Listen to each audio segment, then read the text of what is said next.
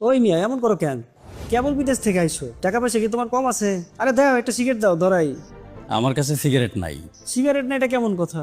তোমার কাছে নানান রকমের বিদেশি সিগারেট থাকার কথা, যেগুলো নামই আমার 14 গোষ্ঠীর কেউ শোনে নাই।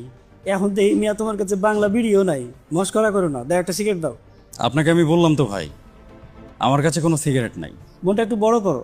কেবল বিদেশ থেকে আসলা, অথচ ভাব দেখে মনে হয় তুমি রাস্তার ফকির। সেটাও মনে করতে পারেন। আপাতত ফকিরের চেয়ে আমি কোনো অংশে বেশি না। বিদেশে টাকা দিয়ে এত বড় বাড়ি করতেছো মিয়া, অথচ তোমার পকেটে একটা সিগারেট নাই। খুব কষ্ট পাইলাম। আমি তো আপনাকে কষ্ট দিতে চাই নাই, তারপরেও আপনি আমার কথায় কষ্ট পাইলেন। দেশে আসার পর একটা বিষয় খেয়াল করলাম, নিজের কাছে টাকা না থাকার চেয়ে বড় যন্ত্রণা হচ্ছে মানুষ ভাবে আমার কাছে অনেক টাকা আছে। ধরেন আপনার পকেটে 1 টাকাও নাই, এবং মানুষ জানে আপনার পকেটে কোনো টাকা নাই, কোনো সমস্যাও নাই, আপনি নিজের মতো অভাবের সাথে চলবেন। কিন্তু আপনার পকেটে 1 টাকাও নাই, মানুষ ভাবে আপনার পকেটে কোটি কোটি টাকা আছে। বিপদ না? সবার মন রক্ষা করতে গেলে কি একটা বিপদের মধ্যে পড়বেন। কেন তুমি বলতে চাইতেছো তোমার কাছে টাকা নাই? টাকা আছে কি না? হ্যাঁ, টাকা আছে আবার নাই। আছে আবার নাই, এটা কেমন কথা? হয় আছে নাইলে নাই। এত কষ্ট করে পড়াশোনা করার পর যখন আমি বুঝতে পারলাম দেশে ভালো কোনো চাকরি নাই, তখন আমি বিদেশ যাওয়ার মনস্থির করলাম। তখন ভাবছিলাম বিদেশে গেলে অনেক টাকা, তো তখন আত্মীয় স্বজন, বন্ধু বান্ধব, বাবা মা সবাইকে বললাম আমি দেশের বাইরে যাব। আত্মীয় স্বজন, বন্ধু বান্ধব প্রথমে তারা সবাই খুব উৎসাহ দিল, যাও বিদেশ যাও, বিদেশে গেলে শুধু টাকা আর টাকা। কিন্তু যখন তাদের কাছে আর্থিক সাহায্য চাইলাম, তখন তারা বলতে শুরু করলেন, দেশের বাইরে যেয়ে কি করবা? পড়াশোনা করছো, দেশে একটা চাকরি করো, বিদেশে যাওয়ার কোনো দরকার নাই। তারা টাকা তো দিলই না, নানান ধরনের কথা বলতে লাগলো। সাহায্য চাওয়ার পর হঠাৎ করে তাদের মন মানসিকতা কিভাবে পরিবর্তন হয়ে গেল।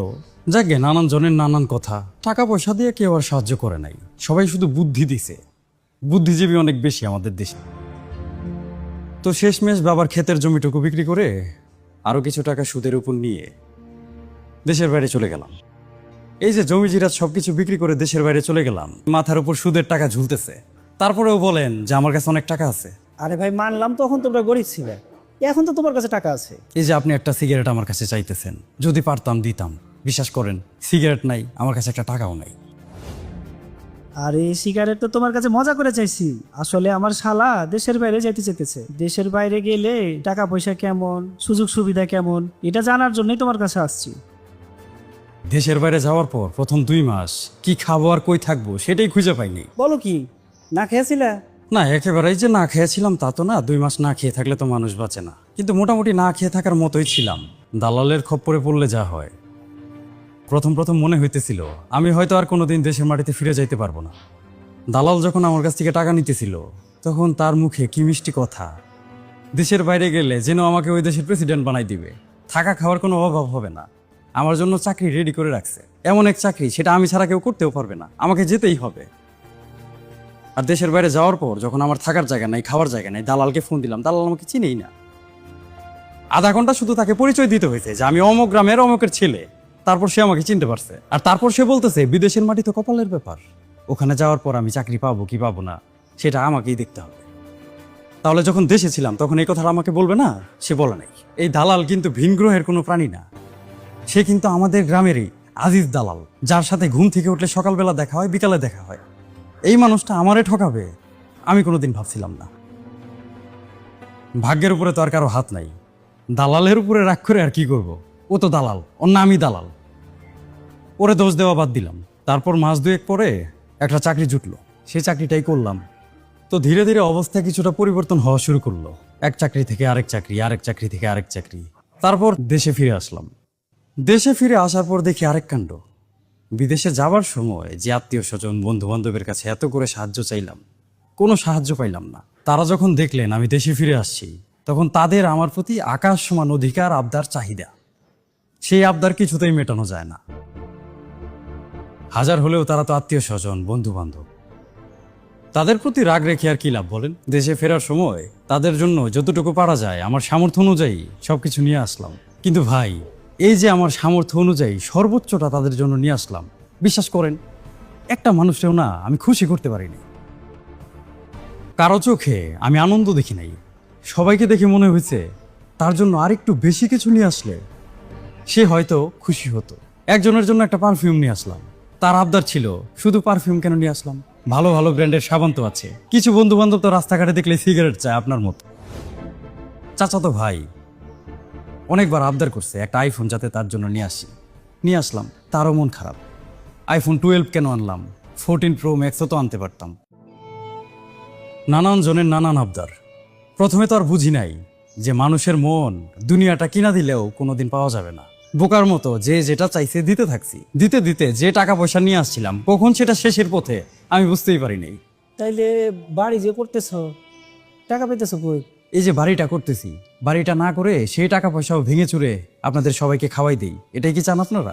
অবশ্য আমি এটাও জানি আমার বাড়ি ঘর এখন যদি আমি বিক্রি করে সেই টাকা আপনাদেরকে খাওয়াই দিই তারপরেও আপনাদের মন ভরবে না। আমি তো সেটা বলি নাই। আমি কি বলছি যে বাড়িটা আমার লিখে দাও, আমরা এলাকার লোকজন দুই একটা বিড়ি সিগারেট খাওয়াবা, এতেই আমরা খুশি। কে ফারাবি নাকি? তোমারই তো খুঁজতেছি।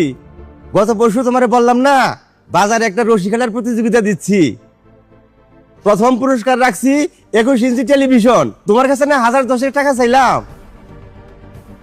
ভাইয়ের কাছে 10,000 টাকা হলো, ওনার কাছে চাইলে উনি খুশি হয়ে 20,000 টাকা দিত। হ সেটাই তো। কাকা আমি তো আপনাকে বলছিলাম আপাতত হাতে টাকা পয়সা নাই। তোমরা এলাকার সন্তান, তোমরা যদি টাকা পয়সা না দেও তাহলে কি আমরা খেলা চালাইতে পারবো?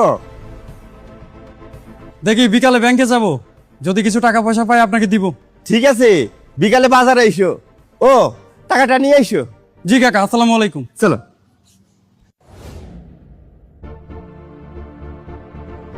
মানুষের মন পাওয়ার মতো কঠিন বিষয় এই পৃথিবীতে আর দ্বিতীয়টা নাই। নিজের বাবা মার মনই রক্ষা করতে পারি নাই, আর তো মানুষের মন। এই যে দিনের পর দিন দেশের বাইরে থেকে এত কষ্ট করে টাকা নিয়ে আসলাম, সেই টাকা দিয়ে একটা বাড়ি করতেছি। এই বাড়ি নিয়েও নানান ঝামেলা, কোন ইউনিট কে নিবে সেটা নিয়ে কারাকারি চলতেছে। কারো মন তো রাখতে পারতেছি না।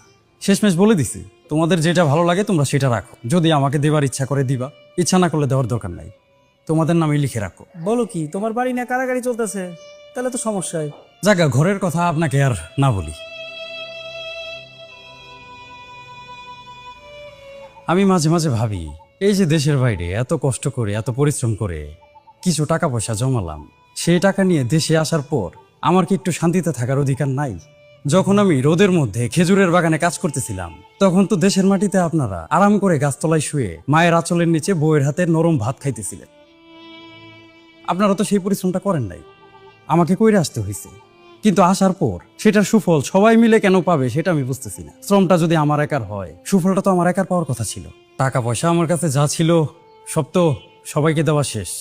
তবে এবার নিয়ত করছি, আবার যদি দেশের বাইরে যাই, যে টাকা পয়সা নিয়ে আসবো, আমার কাছে 100 কোটি টাকা থাকলেও একটা টাকা আমি কাউকে দিব না। আগে স্বার্থপর ছিলাম না, এখন স্বার্থপর ভাবে চিন্তাও করতে হয়। এই যে আপনি দেখতেছেন আমি একটা 2 তলা বাড়ি করতেছি, আমি বড়লোক হয়ে গেছি। বড়লোক হইনি ভাই, দেশের বাইরে যে পরিমাণ পরিশ্রম করছি তার কিছুটা ফল পাইছি। আপনি দেশের মাটিতে আমার সমান পরিশ্রম করেন, আমার চেয়ে কিছুটা কমও যদি করেন, আপনি 4 তলা বাড়ি করতে পারবেন। আপনি তো সেটা করবেন না, আর চাইলেও করতে পারবেন না। দেশে অবশ্য সব কাজ করা যায় না। আমার আসলে দেশের বাইরে যাওয়াটা উচিত হয় নাই।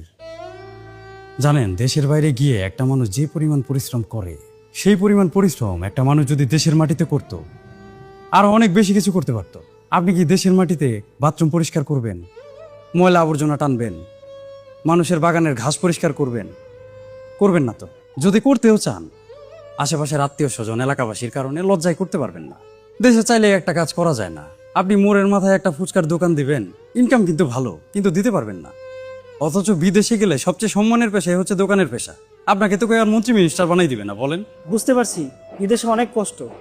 আসলে কখনো যাই নাই তো, এজন্য বুঝতে পারি না। না ভাই, আপনি যে বুঝতে পারেন নাই সেটা আপনার দোষ না। দেশের বাইরে থেকে একটা মানুষ দেশে আসার পর প্রথম কয়েক মাস এমন ফুটানি করে, তাকে দেখে মনে হয় সে যেন কোন রাজা বাদশা, তার পায়ে থেকে শু খুলতে চায় না। তারপর ফুটানি করতে করতে টাকা পয়সা সব ভেঙে খেয়ে ফেলে। কিছু বছর পরে অটো নিয়ে বের হয় রাস্তায়। ওই টাকা যদি সে জমায় রেখে একটা ব্যবসা করত, তাহলে কিন্তু তার রাস্তায় অটো নিয়ে বের হতে হতো না। কিন্তু ওই যে প্রথম প্রথম ফুটানি করছে, সবাই মনে করছে তার কাছে অনেক টাকা আছে, সবাই আবদার করছে। আপনাদের দোষ কই? এটা তো তার দোষ। সে বুঝাইতে ব্যর্থ হয়েছে যেগুলো তার কষ্টের টাকা। কষ্টের টাকা এমনি এমনি দেওয়ার কোনো মানে হয়? এক একজনে দেশের বাইরে থেকে 2 টাকা কামাই করে নিয়ে আসতে পারে না, 2 টাকায় ভেঙে চুরে খেয়ে একদম শেষ করে ফেলে।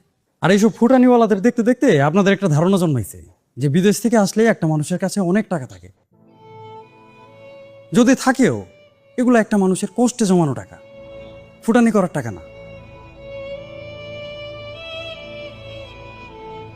ফুটানি করার স্বভাব অবশ্য আমারও আছে। এই যে বিদেশ থেকে ফিরে আসছি, এতদিন হয়ে গেল, পকেটে টাকা নাই, পয়সা নাই, অথচ গায়ে থেকে এখনো কিন্তু শার্ট প্যান্ট জুতা নামে না। এই ফুটানি আমারে খাইছে।